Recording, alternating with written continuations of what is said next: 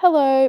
Today I'm going to be looking at the role of observational learning in domestic and family violence. And the article I've decided to look at is entitled A Cycle of Violence, examining family of origin violence, attitudes, and intimate partner violence perpetration. And this study was conducted by Erickson and Mazzaroli in 2015. The aim of this study was to investigate if experiencing child abuse in conjunction with observing parental violence would lead to higher rates of intimate partner violence, which will now further be referred to as IPV, in a sample of male arrestees. This particular investigation had three hypotheses. The first hypothesis was experiencing and observing child abuse would lead to perpetration of IPV in adulthood for males. And the second hypothesis was experiencing bidirectional parental violence or father-only violence increases prevalence of IPV perpetration in adulthood, whilst witnessing mother-only violence will not increase prevalence of IPV in adulthood. Both of these hypotheses are based on Bandura's 1977 theory, known as social learning theory, which states that behaviour is learnt through modelling, and also looking at whether learning behaviour can be gender specific, which is seen in the second hypothesis. The third hypothesis looked at the correlation between witnessing violence in childhood and perpetration of IPV is facilitated by attitudes excusing the use of violence in relationships, and therefore some people may condone the use of violence or wife beating or partner beating because morally that's just what they believe.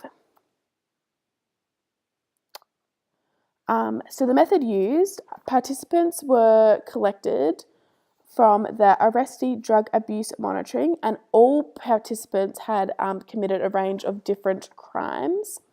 Interviews were conducted on the topic of domestic violence in order to gather data, and researchers looked at the attitudes connected to IPV in the sample of the 327 male arrestees. The dependent variable in this study is the perpetration of IPV. In the interview, participants were asked if they had physically confronted a significant other. Therefore, this study was controlled to arrestees whom had had a significant other in the past 12 months. The findings of this investigation found that the results that looking to see if IPV was role specific or general found that those that experienced child abuse did not lead to increasing chances of perpetrating IPV in adulthood.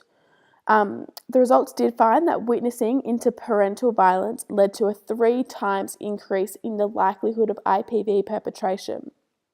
The prevalence of perpetrating IPV was at its highest when both interparental violence and child abuse were experienced in childhood, and it was 4 times as likely compared to those who had not experienced any violence at all. And this shows how people, through observing and experiencing violence, are then more likely to portray these actions and model the behaviours they've already witnessed. The findings also analysed if transmission of violence was gender specific, and results showed that witnessing interparental violence increased likelihood of IPV by 5 times, whilst father-only was 3 times. It was seen that mother-only violence did not increase the prediction of IPV in adulthood. The study was also controlled for ethnicity, and non-white ethnicity had a higher rate of IPV.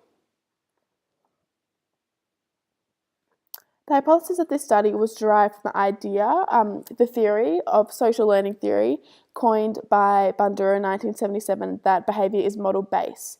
Men who experience interparental violence have a higher prevalence of perpetrating IPV in adulthood, and those who observed IPV compared to experiencing child abuse were more likely to perpetrate IPV.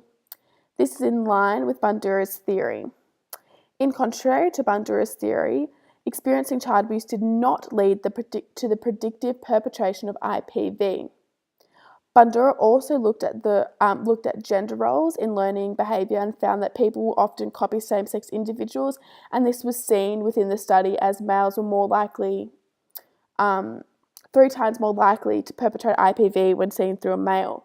But this could also be due to the social standing and the ingrained societal norm, gender roles, that maybe woman violence could be seen as defensive, whereas male violence is seen as something dominant, which is something that men would desire to be. It should be noted importantly that the sample were all male arrestees and therefore clearly have a criminal background, which means they could have a violent nature about them. And also the data from this study cannot be generalised past this sample, considering how specific it was.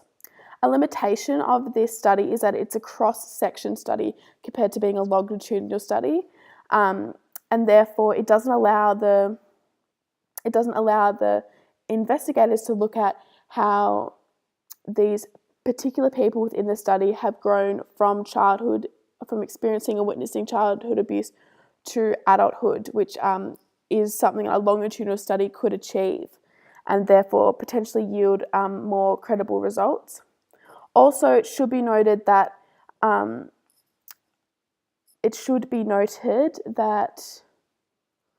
child abuse and witnessing interparental violence is something that is a sensitive topic, and people may not want to admit to conducting IPV, or may be embarrassed to admit to have experienced child abuse, and therefore some results obtained could be inaccurate. To conclude, the results of the study show that observing interparental violence does increase the prevalence of IPV in adulthood. This is in line with Bandura's social learning theory, as it shows how the behaviour of violence has been observed and learnt through modelling, and therefore people are more likely to portray it when older. Thank you for listening, and I hope you enjoyed.